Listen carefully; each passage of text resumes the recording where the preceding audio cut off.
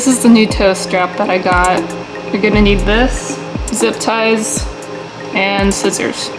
I'm gonna be using 2 zip ties. One on this side and one on this side.